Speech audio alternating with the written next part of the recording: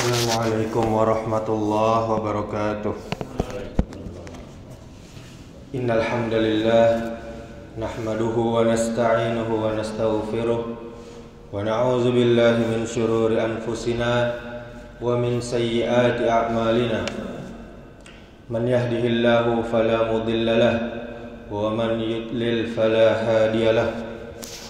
Asyhadu an la ilaha illallah wahdahu la syarika lah wa ashhadu anna Muhammadan abduhu wa rasuluh, amma ba'du. Kita bersyukur kepada Allah Subhanahu wa taala. Kita memuji Allah Subhanahu wa taala atas begitu banyak nikmat yang Allah berikan kepada kita. Nikmat kesehatan, nikmat iman, nikmat Islam, nikmat kesempatan, sehingga kita masih dapat melangkahkan kaki kita ke rumah Allah ini dalam rangka taat kepada Allah, melaksanakan salat berjamaah. Kemudian salawat serta salam kepada Nabi kita Muhammad sallallahu alaihi wasallam. Allahumma salli wa sallim wa barik ala Muhammadin wa ala alihi wa ashabihi ajma'in wa man tabi'ahum bi ihsan ila yaumiddin. Kaum muslimin, kaum muslimat, bapak dan ibu yang dirahmati Allah Subhanahu wa taala. Al-Imam Asy-Syafi'i rahimahullah pernah berkata, sesungguhnya kamu tidak akan mampu memenuhi keridhaan, memenuhi kesenangan semua manusia, semua orang. Karena itu, perbaikilah saja hubungan antara dirimu dengan Allah Azza wa Jalla. Jika kamu telah memperbaiki hubungan kamu dengan Allah, maka jangan pedulikan orang lain. Terserah mereka mau ridho, terserah mereka mau senang ataupun tidak. Ini di dalam kitab Az-Zuhud halaman 171. Bapak dan Ibu saudaraku yang dirahmati Allah Subhanahu wa taala, ada beberapa pelajaran yang dapat kita ambil dari perkataan Imam Syafi'i ini. Yang pertama, di dalam lafaz yang lainnya, Imam Syafi'i rahimahullah juga pernah mengatakan, mendapatkan keridhaan seluruh manusia adalah sebuah target yang mustahil, yang tidak akan mungkin bisa kita capai. Tidak ada jalan untuk selamat dari omongan orang, tidak ada jalan selamat dari komentar orang. Artinya, bebas sama sekali dari omongan orang itu adalah suatu kemustahilan. Cukuplah bagimu menekuni hal-hal yang bermanfaat untuk dirimu sendiri. Ini di dalam kitab Syiar A'lam An-Nubala karya Imam Az-Zahabi. Kemudian pelajaran yang kedua, Bapak Ibu saudaraku, ketahuilah bahwa apabila setiap perbuatan yang kita lakukan hanyalah untuk mencari ridho dan kesenangan semua orang, atau untuk meraih simpati mereka, atau untuk mengikuti setiap keinginan orang lain, pemikiran mereka dan kesukaan mereka, maka yang akan kita rasakan hanyalah rasa letih saja. Mencari keridhaan, mencari kesenangan semua orang adalah itu suatu kesia-siaan. Sebab yang seperti ini tidak akan pernah ada akhirnya, tidak akan pernah ada finishnya. Kemudian pelajaran yang ketiga, Bapak Ibu, lalu sebenarnya keridhaan siapakah yang seharusnya menjadi prioritas kita, yang menjadi tujuan utama kita untuk kita kejar? Ridho Allah kah atau ridho manusia? Orang yang beriman, orang yang mengaku mukmin, beriman kepada Allah, hari akhir, tentu dia akan menjawab, tentu saja ridho Allah Subhanahu wa taala yang akan kita kejar. Karena manusia itu diciptakan adalah untuk menyembah Allah saja, taat dan patuh kepada Allah saja, serta mengikuti perintah Allah saja. Kebaikan dan keberuntungan hidup itu hanya bergantung kepada Allah saja. Maka seluruh kehidupan orang yang beriman itu adalah untuk mencari ridho Allah Subhanahu wa taala, bukan mencari ridho manusia.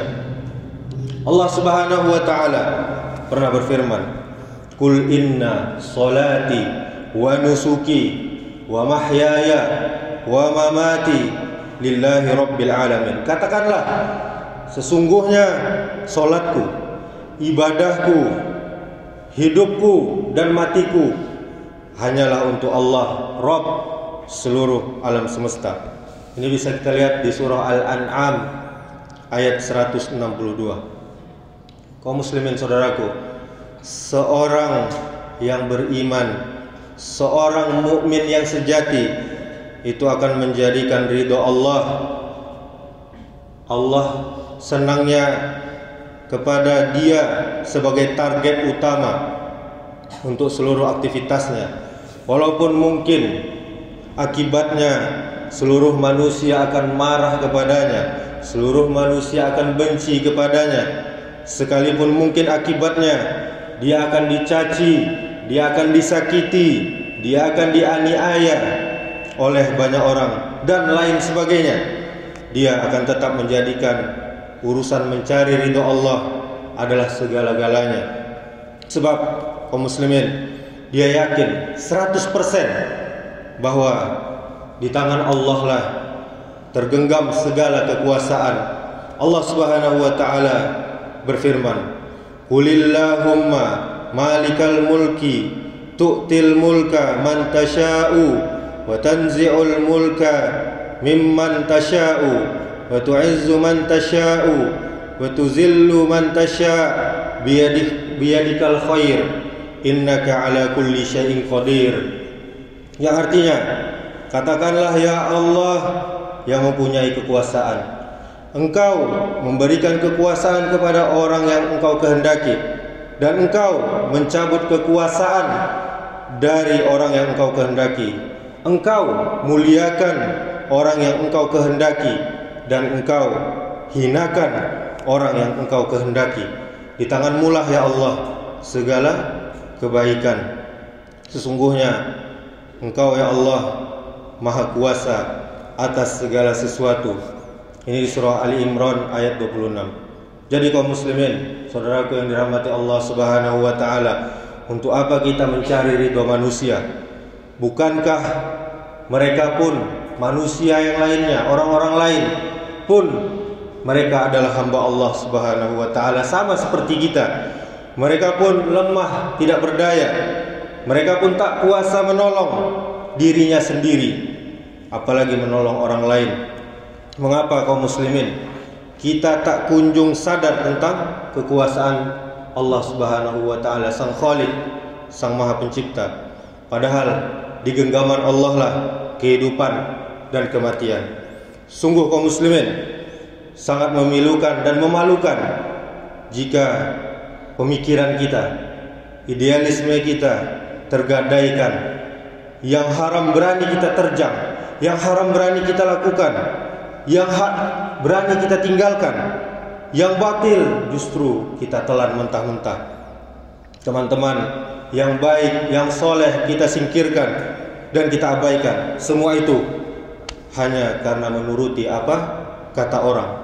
Perhatikanlah kaum muslimin saudaraku, nasihat Rasulullah sallallahu alaihi wasallam di dalam sebuah hadis sahih yang artinya, barang siapa mencari keridhaan Allah sekalipun beresiko mendatangkan kebencian manusia, niscaya pasti Allah akan membebaskan dia dari ketergantungan kepada manusia. Dan barang siapa yang mencari keridhaan manusia dengan melakukan hal-hal yang mendatangkan kemurkaan dari Allah, maka niscaya Allah akan menjadikan dia selalu tergantung kepada manusia. Ini hadis riwayat Tirmizi. Agar kita bisa meraih keridhaan yang mulia seperti ini kaum muslimin, yakninya mengharap ridha Allah saja dalam semua aktivitas kita setiap harinya, pastilah kita membutuhkan usaha, pastilah kita harus berjuang. Selain tentunya adanya hidayah, petunjuk dan taufik dari Allah Subhanahu wa taala. Usaha yang bisa kita lakukan di antaranya adalah selalu berdoa dan memohon kepada Allah Subhanahu wa taala. Nabi kita sallallahu alaihi wasallam pernah mengajarkan kita sebuah doa agar kita bisa meraih kedudukan sebagai orang yang selalu ridho kepada Allah Subhanahu wa taala, yaitu doanya, Allahumma inni as'aluka hubbaka wa hubba man yuhibbuka wa hubba amalin yuqarribu ila hubbika. Wahai Allah, aku memohon kecintaanmu dan kecintaan terhadap orang-orang yang mencintaimu, serta kecintaan terhadap setiap amalan yang bisa mendekatkan diriku kepada kecintaanmu. Ini hadis riwayat Tirmizi. Demikianlah kaum muslimin, kita memohon kepada Allah Subhanahu wa taala, semoga kita senantiasa diberi hidayah, diberi petunjuk dan taufik oleh Allah Subhanahu wa taala, agar kita bisa meraih kecintaan dan ridhonya Allah Subhanahu wa taala. Subhanakallahumma wa bihamdika asyhadu an la ilaha illa anta astaghfiruka wa atubu ilaik. Wassalamualaikum warahmatullahi wabarakatuh.